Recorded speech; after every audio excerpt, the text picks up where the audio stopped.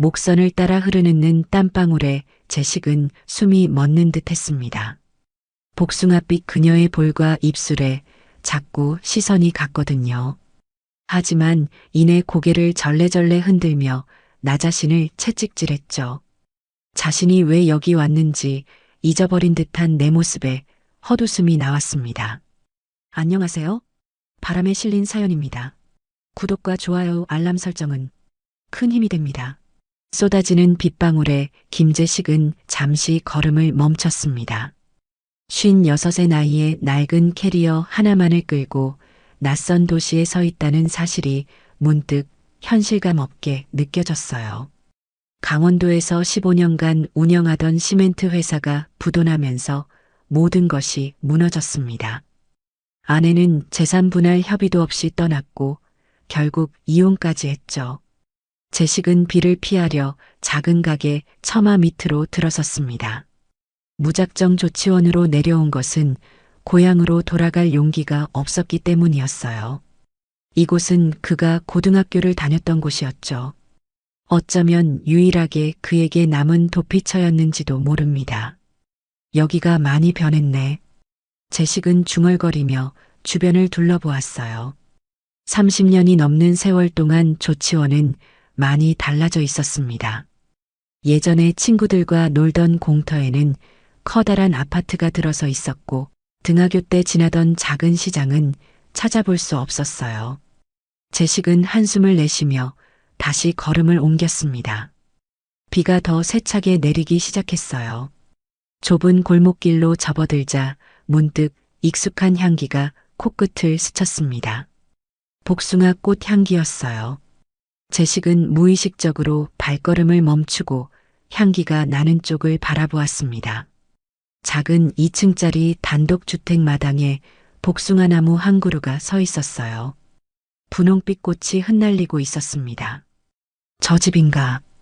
대문 앞에 붙은 작은 간판에는 하숙이라고 적혀 있었어요. 월세도 싸고 밥도 주는 곳이라면 지금의 제식에게는 딱 맞는 곳이었습니다. 그는 잠시 망설이다가 대문을 조심스럽게 두드렸어요. 아무 대답이 없자 제식은 문을 살짝 밀어보았습니다. 대문이 열렸어요. 안으로 들어서자 복숭아 나무 아래에서 무언가를 하고 있는 여자의 모습이 보였습니다. 쉰 후반으로 보이는 그 여자는 낙엽을 정리하고 있었어요. 저기 하숙집 맞나요? 물소리가 멈추고 여자가 천천히 고개를 돌렸습니다. 눈빛이 맑고 조용했어요. 네, 맞아요. 방을 구하시나요? 윤미희였습니다. 그녀는 빗자루를 내려놓고 일어서며 차분하게 말했어요. 제식은 고개를 숙여 인사했습니다. 네, 전화로 문의했던 김제식입니다. 방이 아직 있을까 해서요. 기다리고 있었어요. 비를 많이 맞으셨네요. 들어오세요. 미희의 목소리는 따뜻했지만 과하게 친절하지는 않았습니다. 정중하면서도 적당한 거리감을 유지하는 그런 사람 같았어요. 제식은 비에 젖은 양복 재킷을 불편하게 여기며 그녀를 따라갔습니다. 대문을 들어서니 안락하면서도 조용한 분위기가 느껴졌어요. 거실 한편에는 오래된 소파와 텔레비전이, 다른 한편에는 작은 식탁이 놓여 있었습니다. 집 전체에서 미희의 냄새가 났지만 깔끔하게 정리되어 있었어요. 방은 2층에 있어요. 괜찮으시겠어요? 계단을 올라가며 미희가 설명했습니다. 2층 복도 끝에 있는 작은 방문을 열어주었어요. 방은 생각보다 아담하고 깨끗했습니다. 창문 너머로는 마당에 복숭아 나무가 내려다 보였죠. 남편이 편찮으셔서 방 하나만 내놓고 있어요. 그때 아래층에서 기침 소리가 들려왔어요. 미희의 표정이 순간 굳어졌습니다. 저희 남편이에요. 뇌졸중을 앓은 지 10년 되었어요. 거동이 불편하시거든요. 제식은 조심스럽게 고개를 끄덕였습니다. 그제서야 이 집의 상황이 어렴풋이 이해되었어요. 병든 남편을 돌보며 하숙집까지 운영하고 있는 미희의 처지가 말이죠. 식사는 어떻게 해야 하나요? 보통은 혼자 드시는데 필요하시면 말씀해 주세요. 미인은 담담하게 대답했지만 제식은 그 말 속에서 미묘한 외로움을 감지했습니다. 집 전체가 고요한 외로움으로 가득 차 있는 것 같았어요. 마당에 복숭아 나무, 안방에 병든 남편, 그리고 그 사이에서 묵묵히 버티고 있는 미희의 모습이 제식에게는 낯설지 않았습니다. 자신도 지금 똑같은 외로움 속에 있었거든요. 제식은 캐리어를 방 한구석에 놓고 창문 너머 복숭아 나무를 바라보았습니다. 미희가 정성스럽게 가꾼 마당의 풍경이 봄비를 맞으며 더욱 선명해 보였어요. 문득 어린 시절의 기억이 스쳐 지나갔습니다. 학창 시절, 이 동네 어딘가에 있던 복숭아 나무 아래에서 놀던 기억. 혹시 그 나무가 이 나무일까? 제식은 잠시 생각에 잠겼어요. 다음 날 아침 제식은 일찍 일어나 창밖을 내다보았습니다. 비는 그쳤고 미인은 이미 마당에서 복숭아 나무 아래 쓰러진 꽃잎들을 쓸고 있었어요. 제식은 옷을 갈아입고 아래층으로 내려갔습니다. 안녕하세요. 도와드릴까요? 미인은 놀란 듯 고개를 들었어요. 아, 일찍 일어나셨네요. 괜찮아요. 그냥 꽃잎이 너무 많이 떨어져서요. 제가 좀 도울게요. 이런 건 남자가 해야죠. 제식은 미희의 손에서 빗자루를 받아들고 마당을 쓸기 시작했습니다. 미희는 처음에는 말리려다가 그냥 두었어요. 남자가 조용히 일하는 모습이 나쁘지 않았거든요. 일자리는 구하셨나요? 아직요. 오늘부터 알아볼 생각입니다. 근처 철물점이나 공장에서 일할 수 있을 것 같아요. 저기 시장 쪽에 큰 철물점이 있어요. 사장님이 좋은 분이시라 한번 가보시는 게 어떨까요? 제식은 고개를 끄덕였습니다. 미희의 조언이 고마웠어요. 1시간쯤 지나자 마당이 말끔하게 정리되었습니다. 미희가 차를 끓여와서 작은 평상에 놓았어요. 수고하셨어요. 차 한 잔 드세요. 감사합니다. 두 사람은 나란히 앉아 차를 마셨습니다. 말없이 앉아 있었지만 어색하지는 않았어요. 복숭아꽃 향기가 은은하게 번지는 아침이었습니다. 며칠 뒤 제식은 미희가 추천해준 철물점에서 일을 시작했습니다. 무거운 물건을 나르고 진열하는 단순한 일이었지만 몸을 움직이다 보면 복잡한 생각들이 조금씩 정리되는 기분이었어요. 그동안 사무실에만 앉아있던 생활과는 전혀 달랐습니다. 저녁 6시쯤 하숙집에 돌아오면 미희는 늘 마당에서 무언가를 하고 있었어요. 빨래를 걷거나 화단에 물을 주거나 혹은 현관 앞을 쓸고 있거나 제식은 조용히 인사를 건네고 자신의 방으로 올라갔습니다. 서로 적당한 거리를 유지하며 지내왔거든요. 그런데 이번 주 목요일 저녁은 달랐습니다. 집에 도착하자마자 마당에서 구수한 된장찌개 냄새가 풍겨왔어요. 제식은 무의식적으로 발걸음을 멈추고 그 냄새를 맡았습니다. 얼마나 오랫동안 집밥 냄새를 맡아보지 못했던가요? 오셨어요? 미희가 부엌 문을 열고 나왔습니다. 앞치마를 두른 모습이 새로웠어요. 네, 다녀왔습니다. 제식이 대답하자 미희는 잠시 망설이더니 조심스럽게 말했습니다. 혼자 먹기 그래서요. 같이 드실래요? 된장찌개하고 두부김치 준비했거든요. 제식은 깜짝 놀랐습니다. 같이요? 그녀가 식탁에 밥상을 차려놓는 동안 제식은 손을 씻고 왔어요. 작은 식탁에 두 사람이 마주 앉으니 오랜만에 사람 사는 기분이 났습니다. 많이 드세요. 철물점 일하시면 힘드시겠어요? 고맙습니다.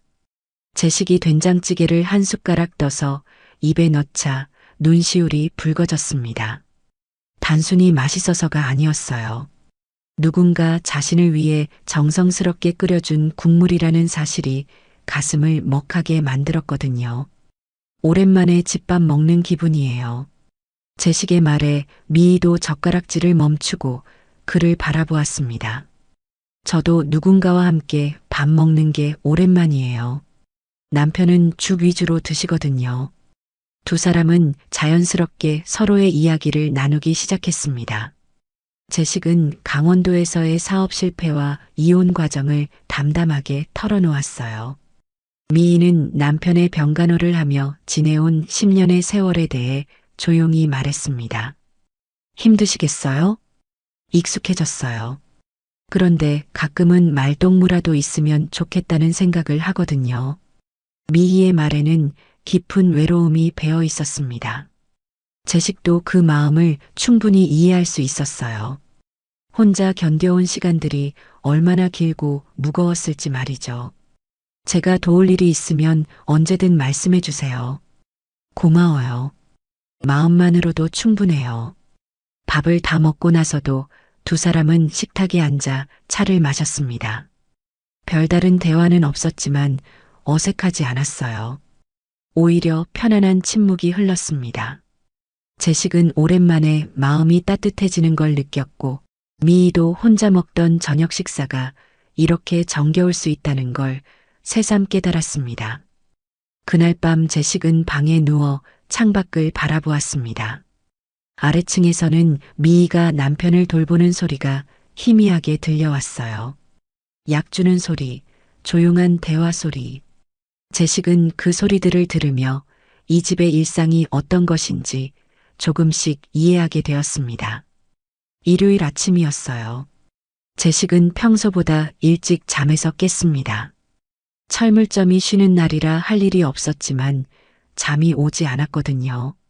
창문을 열고 마당을 내려다보니 미희가 벌써 복숭아 나무 아래 작은 텃밭에서 모종을 심고 있었습니다. 제식은 옷을 갈아입고 아래층으로 내려갔어요. 마당으로 나가자 미희가 고개를 들어 그를 바라보았습니다. 일찍 일어나셨네요. 네, 잠이 안 와서요. 제가 뭐라도 좀 도와드릴까요? 제식은 텃밭 한 구석에 쌓인 흙을 보고 갈퀴를 가져왔습니다. 말없이 흙을 고르기 시작했어요. 미희는 처음엔 말리려다가 그냥 두었습니다. 둘이 함께 일하는 모습이 자연스러웠거든요. 1시간쯤 지나자 작은 텃밭이 말끔하게 정리되었습니다. 미희가 차를 끓여와서 마당 평상에 놓았어요. 고생하셨어요. 차 한 잔 드세요. 감사합니다. 어떤 채소를 심으셨어요? 상추랑 고추, 그리고 방울토마토요. 여름에 먹을 것들이죠. 제식은 고개를 끄덕였습니다. 아내와 함께 살 때는 이런 소소한 일상에 관심을 두지 않았었는데 지금은 미희가 심은 작은 모종 하나하나가 다 의미 있게 느껴졌어요. 요즘 많이 피곤하시죠? 제식의 말에 미희는 잠깐 놀란 표정을 지었습니다. 자신의 피로가 겉으로 드러나고 있었나 봐요. 밤에 남편 간병하느라 잠을 제대로 못 자거든요. 두 사람은 평상에 나란히 앉아 차를 마셨습니다. 말없이 앉아있던 미희가 먼저 입을 열었어요. 남편이 아파서 어떻게 살아왔는지 모르겠어요. 미희의 목소리에는 깊은 피로감이 배어 있었습니다. 제식은 조심스럽게 대답했어요. 대단하신 것 같아요. 쉽지 않으셨을 텐데. 대단한 게 아니라 그냥 살아야 하니까요. 그날 오후 제식은 미희가 지나치게 화장을 하고 외출하는 모습을 보았습니다. 평소와는 전혀 다른 모습이었어요. 어디 가시는지 묻고 싶었지만 참았습니다. 밤 11시쯤 미희가 돌아왔어요. 화장이 조금 번진 채로 피곤해 보이는 얼굴이었습니다. 제식은 마당에서 그녀를 기다리고 있었죠. 늦게까지 안 주무시고 계셨네요. 그냥 바람 쐬고 있었어요. 미희는 잠시 망설이더니 냉장고에서 맥주 2캔을 꺼내왔습니다. 한잔 하실래요? 오늘따라 혼자 마시기 싫어서. 두 사람은 마당 평상에 앉아 맥주를 마셨습니다. 미희가 먼저 말을 꺼냈어요. 병원비 감당하려면 일이라도 해야 했어요. 낮에는 병원, 밤에는. 미희가 말을 멈췄습니다. 제식은 더 이상 묻지 않았어요. 그녀가 어떤 일을 하는지 짐작할 수 있었거든요. 힘드시겠어요? 별로 안 힘들어요. 익숙해졌어요. 하지만 미희의 목소리는 전혀 담담하지 않았습니다. 맥주를 마시면서 점점 감정이 복받쳐 오르는 것 같았어요. 시간이 흐르면서 두 사람 사이의 공기가 달라졌습니다. 달빛 아래 앉아 있는 미희의 옆모습을 보던 제식은 가슴이 뛰는 걸 느꼈어요. 미희도 제식을 바라보았습니다. 병든 남편에게 지쳐있던 그녀에게 제식은 자신을 한 사람의 여자로 봐주는 유일한 존재였어요. 제식 씨, 미희가 조용히 그의 이름을 불렀습니다. 제식은 천천히 그녀에게 다가갔어요. 두 사람의 얼굴이 가까워지면서 자연스럽게 입술이 맞닿았습니다. 미희는 그 느낌이 싫지 않았어요. 미희는 심장이 터질 듯한 느낌을 받았습니다. 거친 숨이 몰아치고 있었어요. 더 있다간 넘지 말아야 할 선을 넘을 것만 같았습니다. 제식은 미희가 안쓰러우면서도 한 여자로 보였고 미희는 오랜만에 자신을 여자로 봐주는 사람을 만났다는 생각이 들었습니다. 입맞춤이 끝나고 두 사람은 잠시 말없이 서로를 바라보았어요. 어색함보다는 따뜻한 감정이 흘렀습니다. 미희가 먼저 자리에서 일어났어요. 늦었네요. 들어가서 쉬어야겠어요. 아, 네. 하지만 두 사람 모두 이 밤이 특별했다는 걸 알고 있었습니다. 단순한 하숙집 주인과 세입자가 아닌 서로에게 위로가 되는 사람들이 되어가고 있었거든요. 그날 밤의 입맞춤 이후 제식은 미희가 궁금했습니다. 하지만 아침부터 둘러봐도 미희의 모습을 찾을 수가 없었어요. 미희가 완전히 모습을 감춰버린 거예요. 월요일 아침 제식은 평소처럼 7시에 일어나 마당을 내려다보았지만 그때도 미희는 보이지 않았습니다. 텃밭에 물을 주던 그녀의 모습도 빨래를 널던 모습도 찾을 수 없었어요. 철물점에서 일하는 동안에도 자꾸 마음이 신경 쓰였습니다. 혹시 자신이 선을 넘었나 하는 생각이 들었거든요. 저녁에 집에 돌아와도 미희는 여전히 보이지 않았어요. 부엌에서 요리하는 소리도 마당에서 움직이는 기척도 없었습니다. 화요일도 마찬가지였습니다. 목요일 아침 철물점 사장이 제식에게 말했어요. 제식 씨, 요즘 무슨 일 있어요? 집중이 안 되시는 것 같은데. 아, 죄송합니다. 신경 쓰겠습니다. 점심시간에 제식은 동네 작은 슈퍼에 들렀어요. 라면과 김치를 사려고 했는데 계산대에서 슈퍼 아주머니들이 수군거리는 소리가 들려왔습니다. 윤 씨 아저씨 또 쓰러지셨대요. 어머, 또요? 이번엔 어떻게 된 거래요? 며칠 전부터 상태가 안 좋으셨나 봐요. 어제 응급실로 실려가셨다더만. 이번엔 병원에 입원하셨다면서요? 미희 씨 혼자 어떻게 감당하려고? 제식은 깜짝 놀라 귀를 기울였습니다. 장윤석이 미희의 남편이 병원에 입원했다는 거였어요. 그래서 미희가 며칠째 집에 없었던 거구나 싶었습니다. 중환자실은 아니래요. 그래도 나이가 나이인데. 제식은 물건값을 치르고 서둘러 집으로 돌아왔습니다. 마음이 복잡했어요. 미희가 자신을 피해서 모습을 감춘 게 아니라 남편 때문에 병원에 있었던 거였거든요. 그날 밤 제식은 혼자 라면을 끓여 먹으며 생각에 잠겼습니다. 미희가 병원에서 얼마나 힘들어하고 있을지 상상이 되었어요. 10년 넘게 간병을 해오던 남편이 다시 위험한 상황에 놓인 거니까요. 도움을 주고 싶었지만 어떻게 해야 할지 몰랐습니다.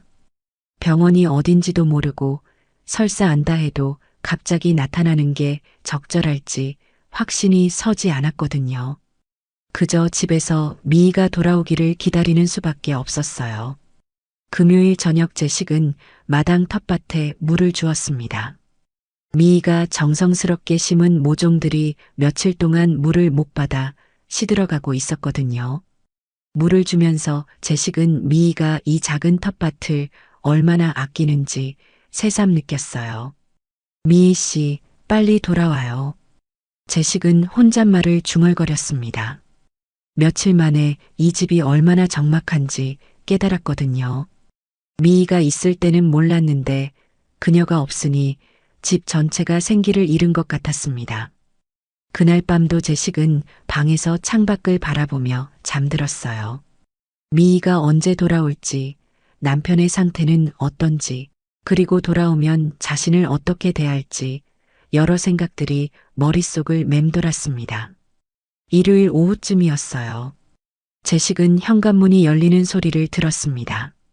며칠 만에 듣는 미희의 발소리였어요. 조용히 창문으로 내려다보니 미희가 작은 가방 하나를 들고 마당을 걸어오고 있었습니다. 제식은 급히 아래층으로 내려갔어요. 현관에서 신발을 벗고 있던 미희와 마주쳤죠.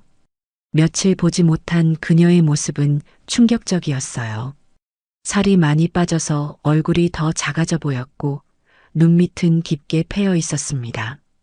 미혜 씨, 제식이 조심스럽게 불렀을 때 미희는 고개를 들어 그를 바라보았어요. 그리고는 깊게 고개를 숙여 인사했습니다. 밥 못 챙겨드려서 죄송해요. 갑자기 일이 생겨서 괜찮습니다. 기다렸어요. 제식의 말에 미희는 잠시 눈을 감았습니다. 병원에서의 며칠이 얼마나 힘들었는지 그 표정만 봐도 알 수 있었어요. 남편분은 미희는 한참 동안 대답하지 못했습니다. 입술을 꾹 다물고 있다가 겨우 목소리를 냈어요. 잘 보내드렸어요. 제식은 무슨 말인지 바로 이해했습니다. 장윤석이 세상을 떠났다는 뜻이었거든요. 미희의 어깨가 미세하게 떨리고 있었어요. 고생 많으셨어요. 피곤해서 좀 쉬고 싶어요. 미희는 그렇게 말하고 안방으로 들어갔습니다. 제식은 현관에 혼자 서서 복잡한 마음을 정리해야 했어요. 슬픔과 안타까움, 그리고 묘한 죄책감까지 느껴졌거든요. 며칠 후 제식은 철물점에서 돌아와 마당에서 김치전을 부치고 있었습니다. 라디오에서는 옛날 가요가 흘러나오고 있었어요. 며칠 전부터 미희는 집에 있었지만 거의 방에서 나오지 않았거든요. 무슨 냄새가 이렇게 좋죠? 뒤에서 미희의 목소리가 들렸습니다. 제식이 돌아보니 미희가 마당으로 나와 있었어요. 여전히 야윈 모습이었지만 며칠 전보다는 표정이 나아 보였습니다. 김치전 부치고 있어요. 같이 드실래요? 고마워요. 미희는 제식 옆에 조용히 앉았습니다. 두 사람은 말없이 김치전이 부쳐지는 소리를 들었어요. 라디오에서는 이문세의 노래가 흘러나오고 있었습니다. 한참 후에 미희가 입을 열었어요. 그 사람이 떠나기 전에 저한테 그러더라고요. 제식은 고개를 돌려 미희를 바라보았습니다. 미희야, 남은 여생. 너라도 행복하게 살아라. 미안하다. 고생만 시켜서. 그렇게 말하고 갔어요. 미희의 목소리가 떨렸습니다. 제식은 조용히 그 말을 들었어요. 저도 미안하다고 말하고 싶었는데 못했어요. 제대로 사랑하지 못해서 미안하다고. 마지막에 혼자 보내서 미안하다고. 미희의 목소리가 또다시 떨렸습니다. 그런데 정말 모르겠어요. 저 정말 그래도 될까요? 행복하게 살아도 될까요? 제식은 그녀 옆에 앉았어요. 미희 씨가 행복하지 않으면 남편분도 편하지 않으실 거예요. 그런가요? 그분이 마지막에 그런 말씀을 하신 건 미희 씨가 행복했으면 좋겠다는 뜻이잖아요. 제식이 단호하게 대답했습니다. 하지만 남편에게 너무 미안해요. 미희는 말을 하다가 눈물을 흘리기 시작했어요. 이번에는 참지 않았습니다. 그동안 꾹꾹 눌러둔 감정들이 터져 나오는 것 같았어요. 제식은 말없이 조용히 그녀 옆에 앉아 기다렸어요. 미희가 울음을 멈출 때까지요. 실컷 울어요. 이제 조금은 놓으셔도 될 것 같아요. 제식의 말에 미희는 고개를 끄덕였습니다. 그날 밤 두 사람은 마당에서 오래 앉아 있었습니다. 말은 많지 않았지만 서로의 마음을 이해하고 있었어요. 미희에게는 슬픔을 털어놓을 수 있는 사람이 필요했고 제식에게는 그런 미희를 지켜봐 줄 수 있다는 게 다행이었습니다. 장례 후 보름이 지났어요. 미희는 조금씩 예전의 모습을 찾아가고 있었습니다. 아침에 일어나면 텃밭을 돌보고 집안일을 하고 저녁이면 제식과 함께 식사를 했어요. 두 사람의 일상이 자연스럽게 맞춰져 가고 있었습니다. 어느 금요일 아침 미희가 제식을 위해 밥상을 차려놓고 기다리고 있었어요. 된장찌개와 김치, 계란말이가 작은 식탁에 놓인 소박한 상차림이었습니다. 일찍 일어나셨네요. 두 사람이 함께 먹는 아침 식사는 이제 자연스러운 일상이 되었습니다. 계란말이 맛있어요. 다행이에요. 오랜만에 만들어서 짠지 싱거운지 모르겠더라고요. 함께 밥을 먹으며 제식은 미희를 조심스럽게 바라보았습니다. 며칠 전부터 그녀에게 하고 싶은 말이 있었거든요. 하지만 쉽게 꺼내지 못하고 있었어요. 미혜 씨. 네. 제가 미희 씨에게 말씀드리고 싶은 게 있어요. 미희는 젓가락을 놓고 제식을 바라보았습니다. 진지한 표정이었어요. 미희 씨가 원하신다면 저는 곁에 있을 수 있어요. 그냥 하숙집 주인과 세입자로가 아니라. 제식이 말을 멈췄습니다. 미희의 반응을 살피고 있었어요. 급하게 답하지 않으셔도 돼요. 그냥 제 마음을 알아주셨으면 해서요. 미희는 한참 동안 말하지 못했습니다. 가슴이 두근거렸어요. 예상하고는 있었지만 직접 들으니 또 달랐거든요. 이제 나도 나를 좀 살피면서 살려고요. 미희가 조용히 대답했습니다. 그게 맞는 것 같아요. 미희 씨도 저도. 제식은 조심스럽게 미희의 손을 잡았습니다. 미희는 처음에 깜짝 놀랐지만 손을 빼지 않았어요. 오히려 제식의 손을 꼭 잡아주었습니다. 괜찮을까요, 우리 둘? 미희가 물었을 때 제식은 확신에 찬 목소리로 대답했어요. 괜찮을 거예요. 그날 저녁 두 사람은 평소보다 오래 마당에 앉아 있었어요. 말은 많지 않았지만 서로의 마음을 확인하는 시간이었습니다. 미희는 오랜만에 한 여자로서 자신을 돌아보고 있었고 제식은 진정으로 아끼는 사람을 만났다는 기쁨을 느끼고 있었어요. 밤이 깊어지자 미희가 먼저 일어났습니다. 늦었네요. 들어가서 쉬어야겠어요. 네, 그러세요. 하지만 미희는 바로 들어가지 않고 제식 곁에 서 있었어요. 제식도 일어나서 그녀를 바라보았습니다. 제식 씨, 네. 오늘 밤 혼자 있기가 싫어요.